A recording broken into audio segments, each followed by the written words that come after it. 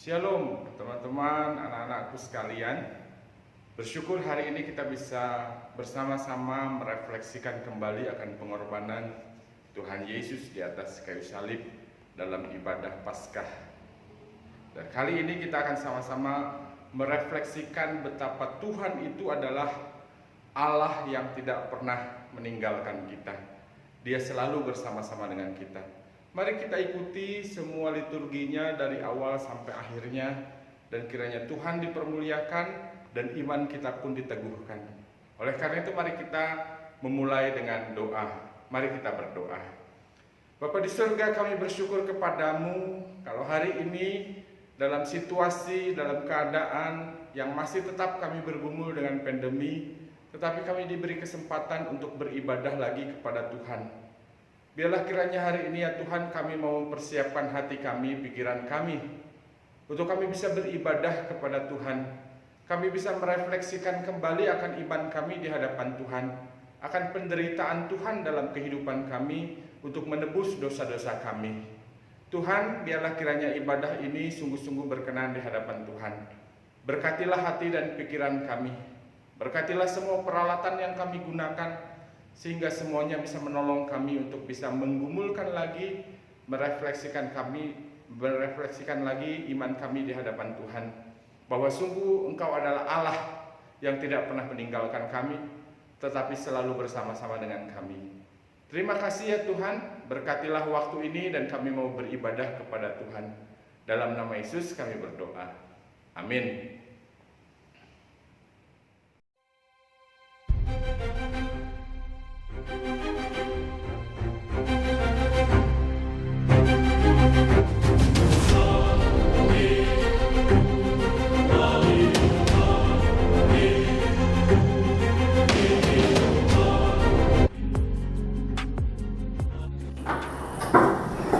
Gini-gini amat hidup saya jadi pembantu.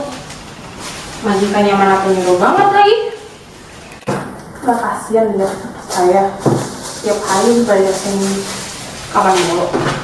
Tadi disuruh lantai 1 disuruh bersihin, sekarang disuruh lantai 3. Jadi gini amat hidup saya jadi pembantu. Kalau lagi nggak corona mah saya bisa nyari pekerjaan lain, bukan cuma pembantu. Corona ya sangat membuat semua orang jadi susah banget. Capek tau gak? Gini-gini banget jadi pembantu. Ya Tuhan, ikan-ikanku sudah pada banyak di sini tidak laku karena corona ini. Tuhan, cepatkanlah selesaikan corona ini Tuhan. Harga ikan menurun, produksinya menurun, membuat aku tidak sanggup untuk menjalani hidup ini lagi Tuhan. Aku terlalu lelah Tuhan.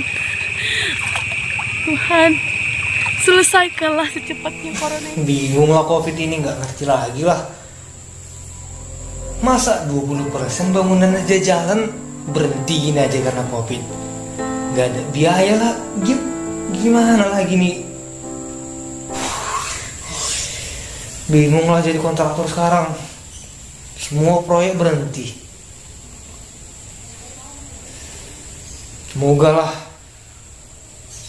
Semoga kondisi makin baik. Banyak sekali anak-anak muridku yang belum mengerjakan tugas.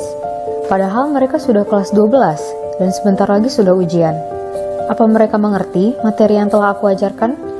Apa mereka memiliki kendala di rumah? Sulitnya pada masa pandemi ini. Murid-muridku juga mengeluh karena banyaknya tugas serta jaringan koneksi yang tidak baik.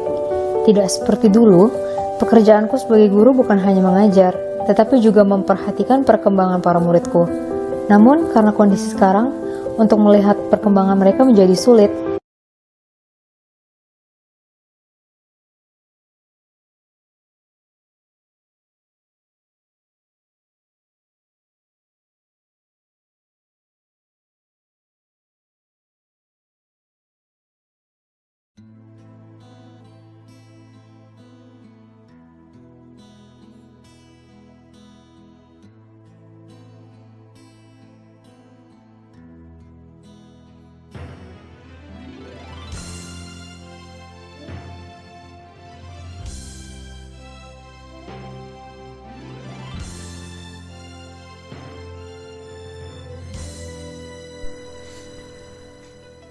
Pada sebuah keheningan, aku melihat sorot mata penuh penyerahan diri nan sempurna.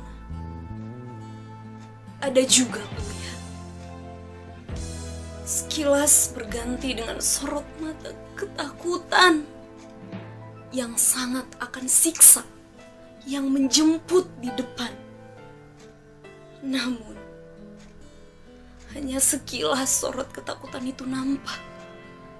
Selebihnya hanya penyerahan meraja. Kemudian aku saksikan jerit kesakitan yang menyengat ketika dicambuk mendarat di kulit.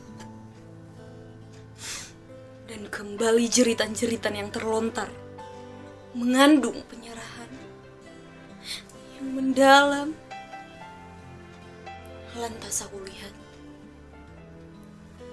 tetes demi tetes darah mulai mengalir di satu tempat, di dua tempat, tiga tempat, dan akhirnya di sekujur tubuh. Tetesan darah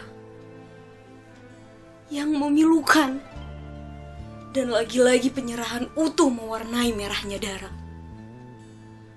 Berikutnya aku dengar erangan bergema dari atas kayu salib sebagai tanda dari derita tak terkira. Penderitaan yang harus dipikul oleh tubuh yang terpaku demi menanggung apa yang tidak dilakukannya. Tapi derita dilalui juga dengan penyerahan sejati. Kembali aku mendengar teriakan akhir. Bapakku, Bapakku, mengapa engkau meninggalkan aku? Mengiringi kematiannya. Kematian sebagai karya yang penuh kesakitan tak terhingga. Namun, teriakan itu diikuti oleh penyerahan tak tercela. Begitulah penyerahan total sebagai buah kasih sejati menjadi landasan akan pengorbanan sang putra demi misi karya penyelamatan. Lalu, mengapa hati masih mengeras? Kepala mengadah arogan. Jiwa mencari pembenaran. Pikiran memburu pembelaan. Mengapa?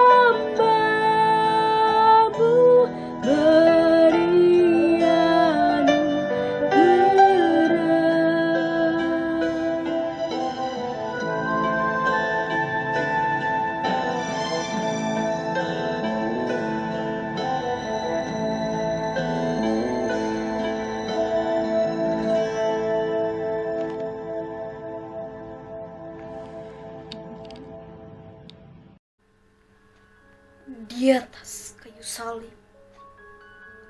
Kau tebus dosaku di atas kayu salib. Kau selamatkan aku di atas kayu salib. Kau ubah hidupku di atas kayu salib. Kau buka surga bagiku di atas kayu salib. Kau muliakan aku di atas kayu salib. Kau jadikan aku baru di atas kayu salib. Kau beriku kemenangan selalu di atas kayu salib. Kau beriku urapan baru di atas kayu salib. Kau pulihkan hatiku di atas kayu salib. Kau berikanku harapan baru di atas kayu salib. Kau sembuhkan luka-lukaku di atas kayu salib. Kau berkati aku karena salibmu, Yesus.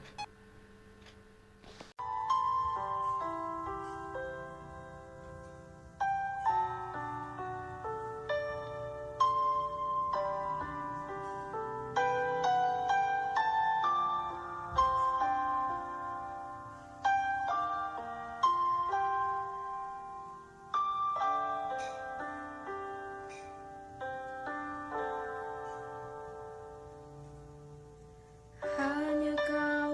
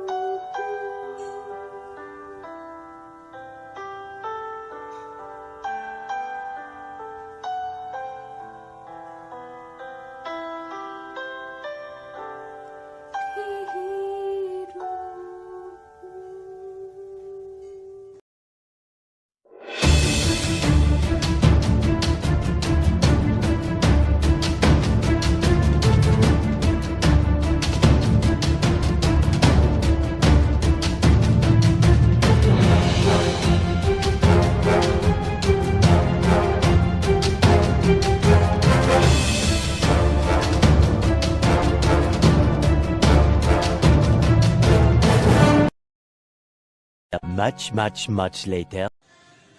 Pada saat ini, saya sekarang bekerja sebagai asisten rumah tangga atau yang bisa disebut dengan pembantu.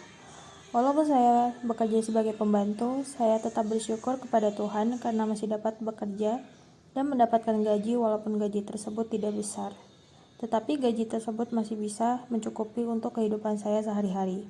Dan saya juga bersyukur kepada Tuhan karena masih mendapatkan pekerjaan yang layak, karena jika kita lihat di luar sana masih banyak orang-orang yang tidak mendapatkan pekerjaan dan tidak dapat mencukupi kebutuhan mereka. Karena itu saya sangat bersyukur dan sangat berterima kasih kepada Tuhan karena saya masih dapat mencukupi kebutuhan sehari-hari saya.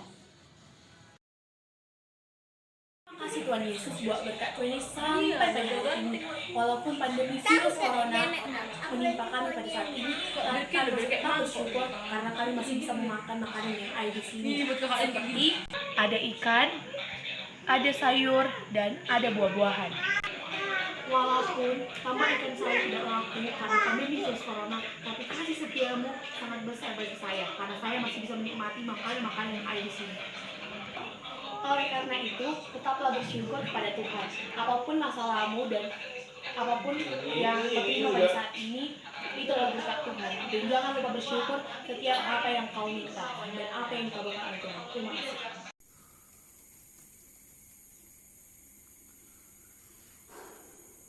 Akhirnya proyeknya selesai juga. Dari awalnya yang nunggak karena 20M, dapat investor, bisa negosiasi, akhirnya selesai juga ini masalah. Semua bangunan udah 95% udah hampir selesai, instalasi listrik udah aman semua, air udah lancar semua, tinggal finishing sikit-sikit lah. Cuman nanti kita buka opening lalu udah selesai masalah semua. Memang Tuhan gak pernah kasih cobaan di atas kemampuan kita. Tapi semua itu berkat kemurahannya. Semua berkat kemurahan Tuhan. Kita bisa sampai saat ini juga. Terima kasih diri sendiri. Myself. Gila. Bisa ngerjain ini semua. Dream come true. Kalau pikir-pikir gak bakal bisa sih ngerjain ini semua dalam 2 tahun. Terakhir bisa juga sampai sini. Step by step udah dijalanin, semua udah selesai. Dapat bonusan, beli mobil, holiday. Oke. Thank you God. Nanti sebagian dari hasil ini kubagilah ke gereja, ke orang-orang yang butuhkan. Thank you God. Sudah lebih setahun ini kita hidup dalam masa pandemi. Pandemi ini telah membuat banyak orang kehilangan harapan dan juga merubah total rutinitas keseharian kita. Termasuk sekolah yang kini harus dilakukan secara daring. Memang banyak kesulitan dan tantangan dalam melakukan sekolah online. Okay, class, that's enough for today. Sebentar lagi kita akan merayakan libur Paskah. Jangan lupa belajar terus ya dan jangan patah semangat. Okay, class, bye. Bye, Miss. Bye, Miss. Thank you, Miss. Ini juga adalah kali kedua kita merayakan Paskah di masa pandemi COVID-19. Pemerintah masih menghimbau masyarakat untuk tetap di rumah. Lalu, bagaimana kita bisa memaknai Paskah? Sederhana saja, kita harus selalu bersyukur dan percaya bahwa Tuhan punya maksud yang luar biasa di balik peristiwa ini. Kita harus mensyukuri apa yang masih bisa kita lakukan sampai saat ini, seperti makanan yang masih terhidang di hadapan kita, bekerja walaupun di rumah, karena banyak orang di luar sana yang kehilangan pekerjaan mereka, serta sekolah online karena banyak yang di luar sana tidak dapat bersekolah. Hari Raya Paskah adalah hari raya yang sangat ditunggu-tunggu oleh umat Kristen sedunia. Makna Paskah sesungguhnya adalah pusat iman kita bahwa Kristus telah bangkit dari kematian dan mengalahkan maut. Marilah kita ambil makna Paskah di tengah pergumulan bangsa menghadapi ragam tantangan. Ada harapan akan kebangkitan dan menang karena ketaatan. Selamat Hari Paskah 2021, Tuhan Yesus memberkati.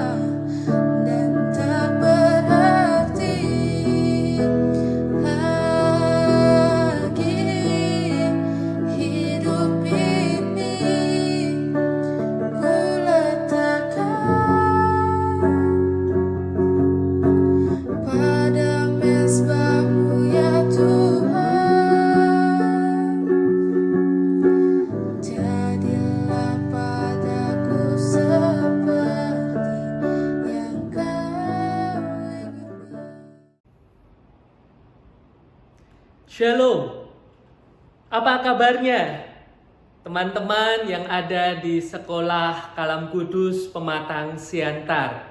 Sungguh bersyukur kalau di momen Paskah kali ini saya boleh berkunjung secara virtual ke Pematang Siantar.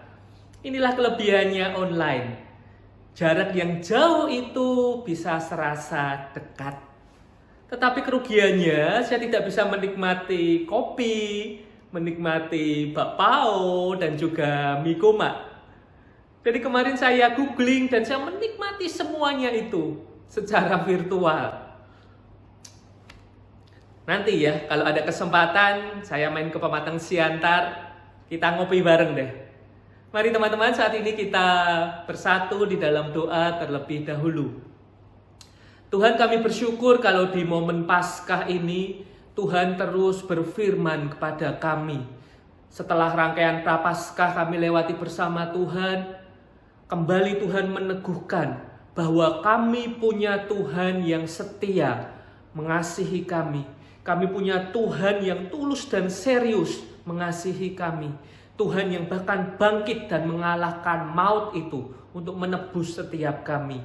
Tuhan, ketika kami ingin mendengar berita firman, dalam keterbatasan kami, Tuhan kiranya berikan roh hikmat-Mu untuk kami boleh mengerti setiap kebenaran firman Tuhan, tetapi juga menerimanya di dalam hati dan menghidupinya di dalam keseharian.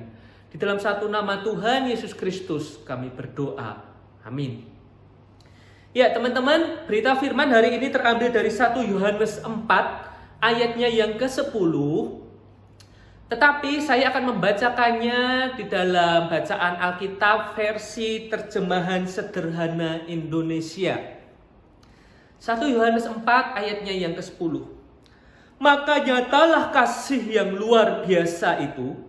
Kasih yang luar biasa bukan ketika kita mengasihi Allah, tetapi ketika Allah menunjukkan kasih-Nya kepada kita, yaitu ketika Allah mengutus anaknya untuk menjadi kurban perdamaian yang menghapus dosa kita di mata Allah, sehingga Allah tidak marah lagi kepada kita. Teman-teman, hari-hari ini populer di kalangan anak muda, terkhusus di media sosial, satu istilah yaitu ghosting. Apa itu ghosting?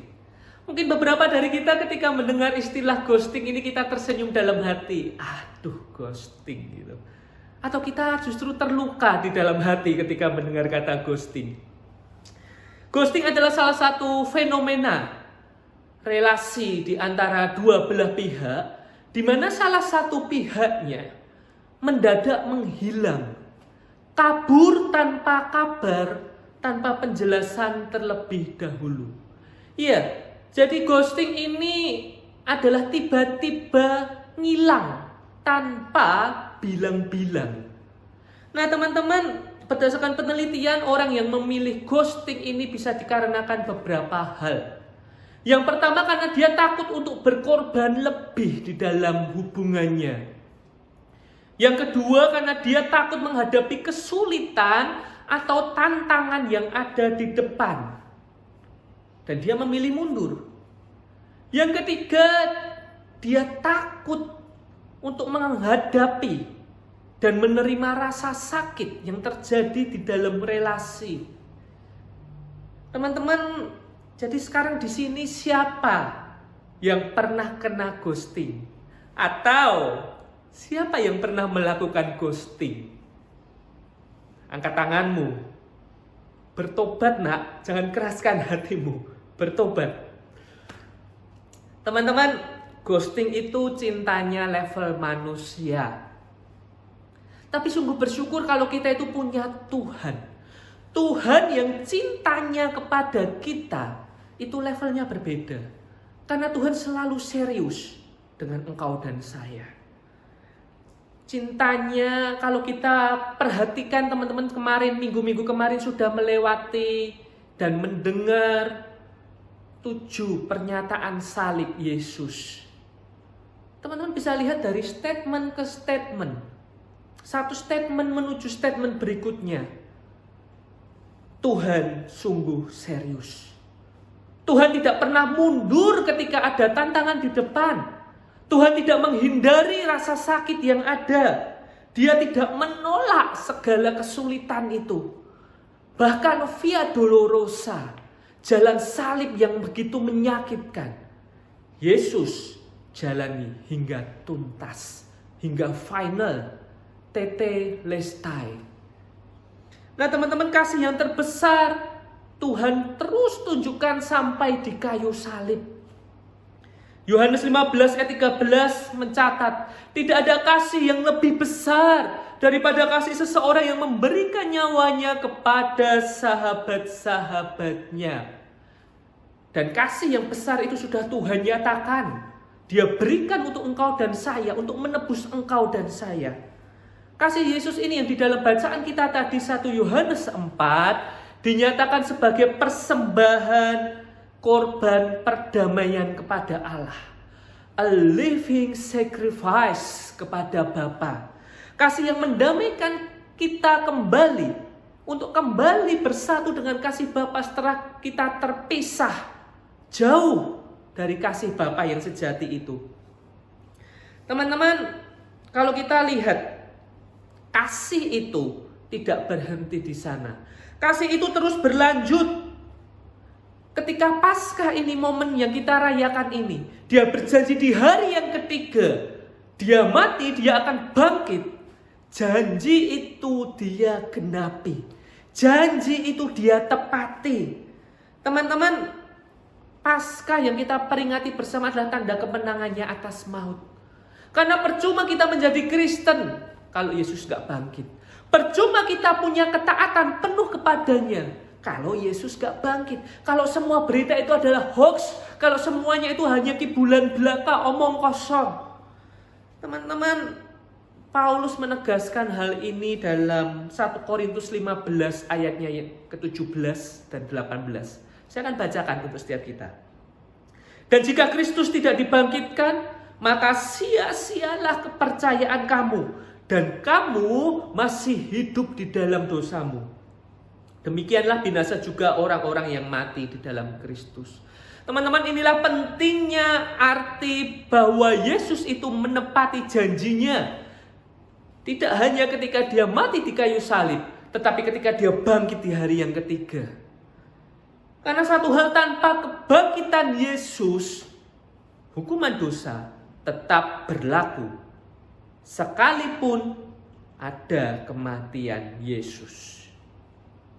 Teman-teman, dia bukan Tuhan yang memberi janji palsu. Dia bukan Tuhan yang hanya membuat kita baper, kita berharap-harap, dan akhirnya kita tersakiti. Nah, kalau sekarang kita mengerti bahwa Tuhan bukanlah Tuhan yang suka nge-ghosting kita. Pertanyaan berikutnya, bagaimana dengan kita? Apakah engkau dan saya ini termasuk pribadi yang justru suka, sebaliknya justru suka untuk nge-ghosting Tuhan Yesus? Kali ini gak perlu angkat tangan, cukup jawab dalam hati dan bertobat. Teman-teman, ada 2 indikator. Mari kita refleksi dari 2 hal ini. Apakah kita ini masih suka untuk nge-ghosting Tuhan dalam keseharian kita? Yang pertama, adakah hidup kita itu memuliakan namanya? Teman-teman, kalau di kayu salib dia sudah menebus engkau dan saya, darahnya yang kudus itu tercurah untuk engkau dan saya. Maka pertanyaan bagi engkau dan saya, adakah kita itu sungguh memberi hidup kita untuk Tuhan?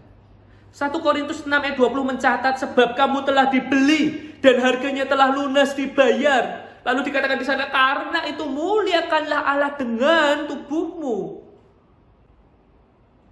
Sudahkah kita memuliakan Allah setelah kita mengalami penebusan itu dalam keseharian kita? Sudahkah kita menjalani hidup sesuai rancangan ketika pertama kali Allah menciptakan kita? Atau justru kita memilih untuk kabur dari rancangan awal itu, dari panggilan hidup kita? Dan akhirnya kita tidak memuliakan nama Allah. Kita melenceng dan terus makin menjauh, makin menjauh, makin menjauh. Yang kedua, adakah cinta dan komitmen kita serius dengannya? Atau kita masih suka mempermainkan hatinya Tuhan? Di kayu salib dia rela bayar harga yang mahal. Maka engkau dan saya, apakah ketika kita mengikut Yesus, kita bersedia untuk membayar harganya? Atau lagi-lagi cinta kita itu ternyata kaleng-kaleng. Kita itu sukanya masih nge-ghosting Tuhan. Kita ngaku cinta sama Tuhan, tetapi untuk bangun pagi aja males. Kita cinta sama Tuhan, tapi untuk buka mata di pagi hari lalu mencari Tuhan, untuk chatting, ngobrol sama Tuhan, kita itu ogah-ogahan. Tetapi jari kita begitu aktif untuk stalking Instagram dan chatting teman kita yang lain. Kita ngaku sama Tuhan cinta, tetapi ketika ada tantangan, kesulitan, ketika kita melayani Tuhan, ketika kita jalani studi kita dengan penuh integritas, ketika ada tantangan di sana kita justru mundur, kita mudah menyerah dan kalah. Dan tidak hanya untuk mundur, cinta kita luntur, kita justru memilih untuk kabur dari Tuhan. Kita memilih jalan keluar yang lain, yang lebih gampang. Tetapi seringkali jalan keluar itu mendukakan hati Tuhan. Kita pilih mendua hati.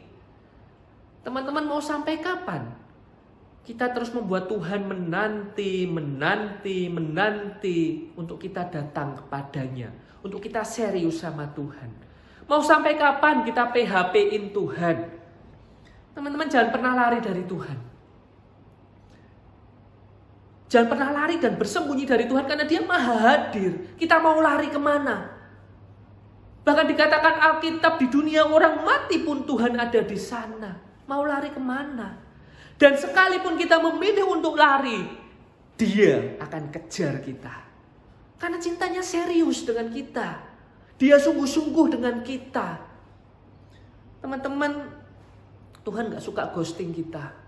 Mari kita juga belajar untuk tidak menjadi pribadi yang suka nge-ghosting Tuhan. Serius dengan iman kita pada Tuhan.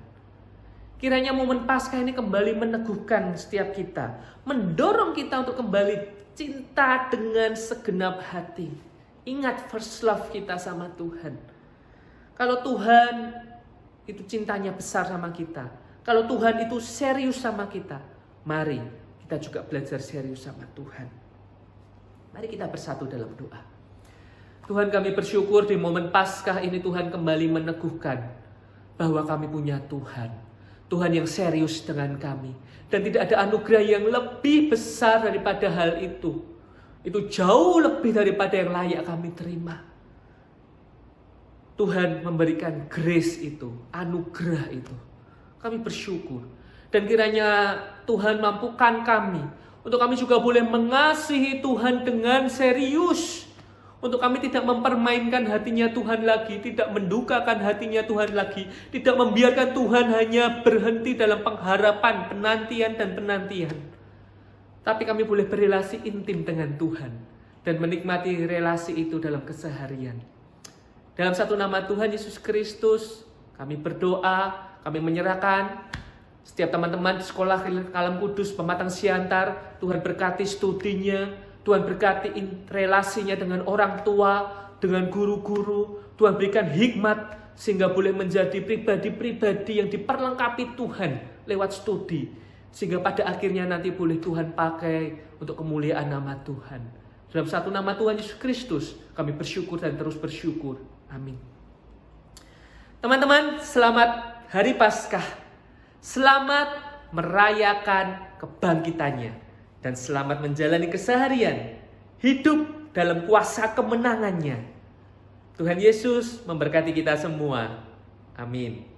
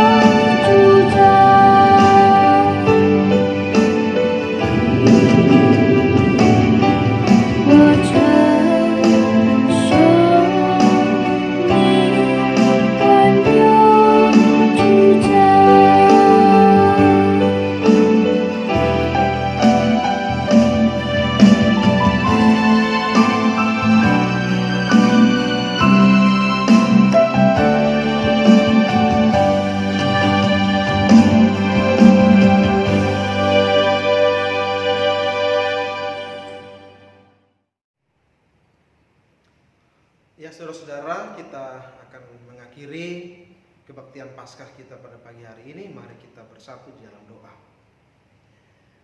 Bapa kami di sorga, terima kasih Tuhan, kami boleh bersyukur karena kami boleh mengikuti ibadah Paskah pada hari ini, walaupun secara online lewat media sosial, tetapi kami boleh menikmati apa yang sudah boleh Tuhan berikan bagi kami hari ini lewat drama Paskah yang kami ikuti. Di situ kami boleh mendapatkan banyak hal yang memberkati kami.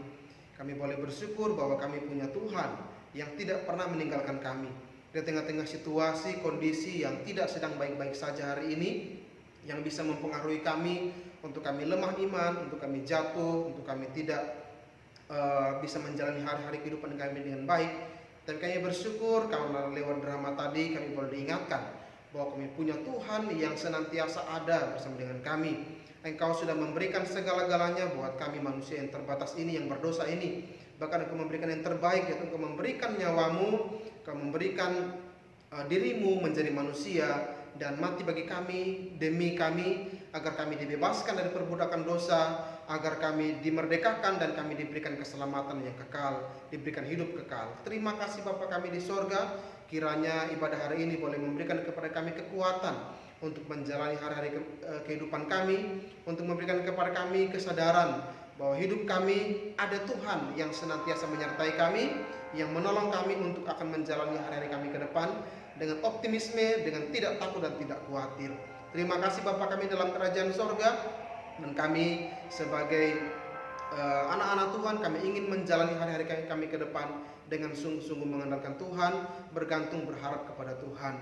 Di tengah-tengah kondisi dunia kami yang sedang terpapar oleh pandemik COVID-19, doa kami, harapan kami ya Bapa, Engkau Allah yang berotoritas atas segala hal yang terjadi, dan kami percaya pada waktunya Tuhan akan memulihkan situasi ini, dan kami boleh kembali kepada kondisi, kepada kehidupan kami yang baik tanpa ada pengaruh daripada kondisi-kondisi pandemik yang ada saat hari ini. Terima kasih Bapa kami dalam kerajaan surga, dan kami akan mengakhiri ibadah Paskah kami pada hari ini. Kami akan menerima berkat yang daripada Tuhan. Kiranya rahmat dan pengasihan dari Allah Bapa, kasih karunia dari Tuhan Yesus Kristus Juru Selamat kami, dan persekutuan Roh Kudus menyertai kehidupan kami mulai hari ini sampai selama-lamanya. Amin. Tuhan Yesus memberkati.